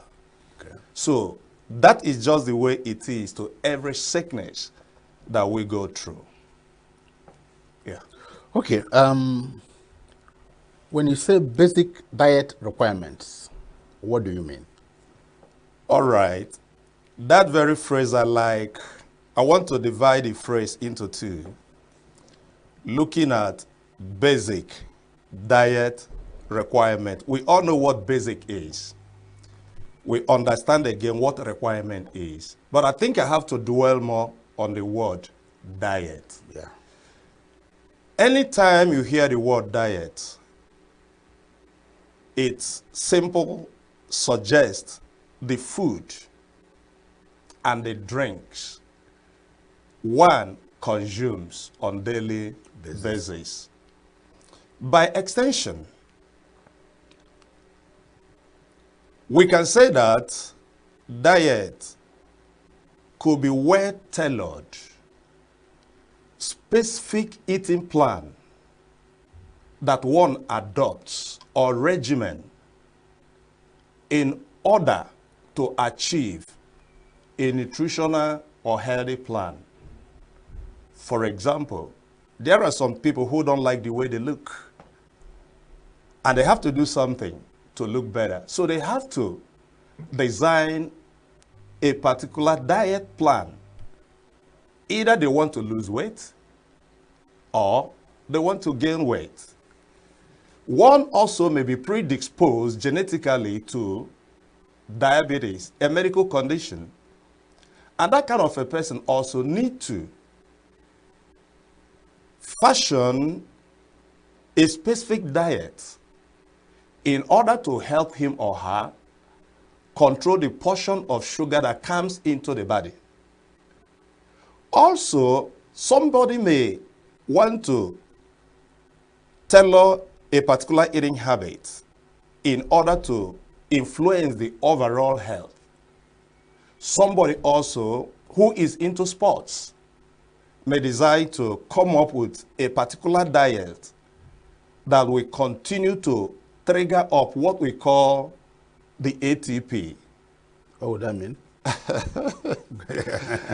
All right, when we talk about ATP, we are talking about a particular hormone called adenosine triphosphate. It is how do I describe it now? It is a block of energy. When it is released into you, you come up with such a strength that you could finish what you have already started without, getting weak. So a particular kind of diet could be tailored to guarantee such results. Apart from it, if we have a healthy diet, it therefore suggests that we also have unhealthy diet. But for the fact of what we want to achieve in this very program, let's look a little bit on healthy diet. Whenever we talk about healthy diet, where do we go and get it? When we talk about healthy diet, we must include 1, fruits. And you know that fruit is a wholesome stuff. It's not denatured, it is not devitalized, it is not demineralized, it is not processed. It didn't come with any additives that is not biological compatible. It is just the way God made it. Vegetable comes in there. It can as well be leafy vegetable. It can be tuber vegetables. Also, coming into it is what we call cereals. This cereals comes in form of rice. We understand what it means. Wheat, guinea corn, and the rest of them. So, also, good fats. You know, we have about 4 classes of fats. Yeah. One, the saturated, the unsaturated, the polyunsaturated, and also the monounsaturated. All of these fats are the same, but some tends to block, but some tends to maintain fluidity. Okay, can you give an example of each so that our viewing audience may at least separate the saturated from the unsaturated? All right. And the other two. Are doing festival called Odo. Okay. You know, I'm from goes and all of that. So the night from goes and all of that. So the night, the eve to the race celebration, that cow or whatever is being slaughtered. And I watch our fathers gather the blood and the fatty aspect of that very animal, keep boiling it, and we eat all of these things together. Ngongo. Ngongo. Now that I have grown up and I say, wow, it's called Ngongo. Look at where God delivered us from. And today we understand that such fat is not good. It is saturated. It's still done in the village. It's still done in the village, but that is why. No, but when they do it, they go to the farm, they climb the hills, they trek a long distance. Okay, they don't stay in any conditioned office. Yes. And all that. So they get burned out. Those days, there is no dull moment. There is nothing like sedentary kind of lifestyle. Somebody sitting in an office for 4 hours, 6 hours. No. Doing what? When he's done eating that, he goes to the farm and does some farm work. Work very, very hard, sweat, and all of these things is burnt out. Now you come. You know, but because we are beginning to pamper into the influence of civilization, a whole lot has changed since then. So, the truth must be told that we don't have to indulge in such practices because they will become hydrogenated. And when they find their way inside of your body, right inside of the blood vessels, they begin to clot it, resulting to what we call atherosclerosis. This atherosclerosis tends to slow down the flow of blood. It's a different thing altogether. So we won't go into that. And then we also have, like I rightly said before, the poly and then the mono unsaturated fatty. These ones are wonderful. For example, there was a time I was teaching somewhere in Imo State, Abia, presently now, Mary's brother juniorate in particular. I lived in a village called Obiago, and I watched the way they process their palm front, their palm kernel. It wasn't like what we do in the part of Udi, where I come from. There's a whole lot of local separation. They remove what is called ekete. When they boil it, they put it in a big mortar. It's either you pound it or somebody climbs right inside of it and match it and put water, stir it up. The oil comes up, and then the old woman or whoever collects it, put it right inside of the pot, and then subject it under heavy temperature. And the thing will boil and separate. They use a kind of broom, not a tall one, they will cut it. And somehow there is a way, they have the skill of, pressing it so that the thing will be flat and keep pouring the oil on it. Okay. And the fiber will be separated and the raw oil will go down. That kind of oil is a wonderful oil. Today, we don't do things like that.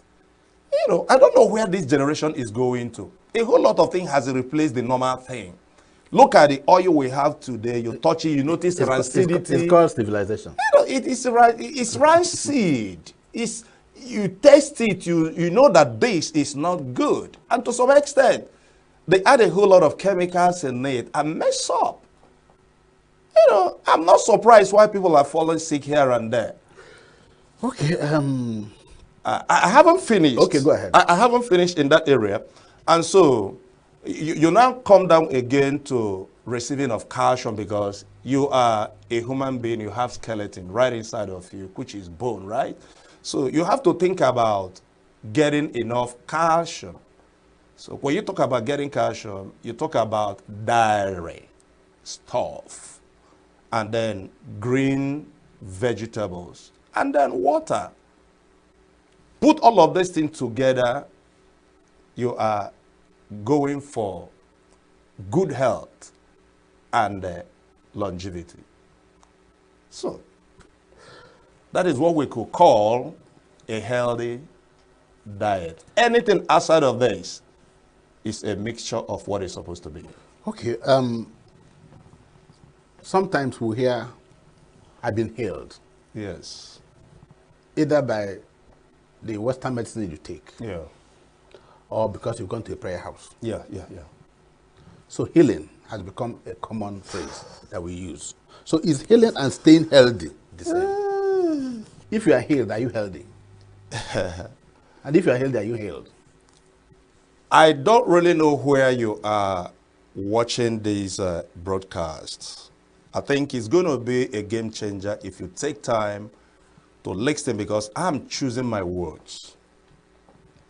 Healing and staying healthy, they are not the same thing. The disparity is huge. When we talk about healing, healing is an emergency recovery measure provided by God. When people, through neglect, for emphasis, through neglect of health laws and for some other reasons, they can become sick. And when they become sick, well, they ought to look up to God, because God is our healer. In fact, I am a Christian, and I don't mix words when I want to tell you that I'm a Christian, practical one by the special grace of God.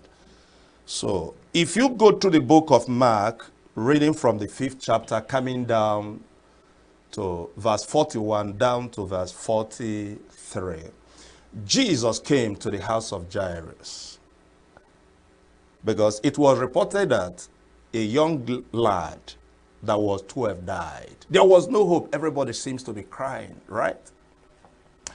And when Jesus stepped into the scenario, he walked in with some of his disciples and called on that very girl, Tarita Kumi, come back to life. The lady jacked, sneezed, and came back to life. And Jesus turned to the father and the mother and said, give her something to eat. What do you deduce from this? Number one, healing absolutely belongs to God. But to sustain and to maintain the healing is your own responsibility. To be healed is God's responsibility. When you are healed, you take responsibility. To stay healthy. To some time, in some cases, God may likely allow you to go through the medicals. The sick should go to the doctors, and the doctor will treat you. And having been treated, you get well. So you now notice that health is superior to healing. Healing is a process that brings you to the place of what? Health. But do you know what? The amazing and the surprising thing is that you don't even need a doctor to stay healthy. You don't need a doctor to stay healthy. You don't even need prayer to stay healthy. You don't even need fasting to stay healthy. So what do you need to stay healthy? Right. The other day, Apostle Paul was traveling, going to Damascus, and the Lord stopped him on the road. He became blind. And the Lord spoke to Ananias, say, go to this man. By the time Ananias came and laid hands on him, scare went out of his eyes. Immediately he could see. The very first thing that happened is that there was a transfusion of hunger into his DNA that activated to his sensory perception that for 3 days I haven't eaten. He didn't realize he had not eaten. He realized he has not eaten. He was hungry. He was hungry. Immediately the Bible says he took food, and when he ate, he was strengthened. In other words, food carries anointing to give you strength. Food gives you energy. And so, when you come to the place of health, you know what to do? No. Because health is a conglomeration of several practices. Nobody can give you that. Your wife can't even give you that. Your children can't even give you that. If it is a conglomeration of several practices, not just the practice or the result of one thing you do, it brings in there proper dieting, exercise. Your doctor cannot exercise for you. Yeah. It's you who will do that. I can suggest to you should eat. But if you like to eat, you eat. If you don't like you. If you don't like, you stay. Yes, Doctor can help some you. people tell you they're hungry. Nobody can do that. But I don't want to eat. Then again, you need rest. Read Mark chapter 6 verse 31. Jesus, man and spirit. While he was doing his work, he said to the disciples, come, let's go to the other side. We need to rest. Listen to me. If you refuse to rest, you will be laid to rest. And people will come back and say, rest in peace. You need to rest, my brother. Rest is very important. The point of rest, your body takes over. Begin to repair, renew, and replace a whole lot of things that have gone bad. In fact, it is at this very time the adrenaline begin to come low. The cortisol begin to come low. And the entire system begin to get back again. Not only that, you need to understand when to stop work. A lot of people want to finish work, what they have started. If I didn't finish it today, there's no way you can finish it. That is why you must plan, pre-plan how to work so that you can manage stress. If you don't learn how to manage stress, stress per se is not a disease, but it can create an inroad for so many other things to come in. So you must learn to rest. Nobody can rest for you. Your doctor can't rest for you. It is you who will do it. So you don't need doctor. You don't need anybody if you really want to be healthy. Not only that, your relationship with human beings and God is very, very important. But do you know, in all of these things, food primarily determines how healthy you will become. Do you know why? No. The reason is that the sum total of our health is the function of what you eat and what you drink. And if you don't make conscious effort to understand your physical body relationship with the articles of what you buy and eat, you may be on your way to the grave. Now that we are pampering into the influence of civilization, you remember what you said when we started this program, how we go to the backyard, collect the greens and all of that. Nobody cook and eat it 2 times the next day. You cook and you finish it. The fridge is there. I have nothing against fridge, but we should understand what fridge is. Fridge is simply a preservative. Something that will help you to extend the shelf life of whatever you put in there, that all to decay if it is not put in such environment. But today, most people, before they take water, they have to touch it. If it is not cold, they won't take it. Which kind of lifestyle is this? Apart from that, We have a lot of eateries around us there. 5G life. That is where we are today. Microwave type of life. And it is showing. But this is like my way of sounding warning to whoever that cares. If this health and life is your own, you really have to rise up and take responsibility. Okay, we shouldn't take a short break, but before we do that, I just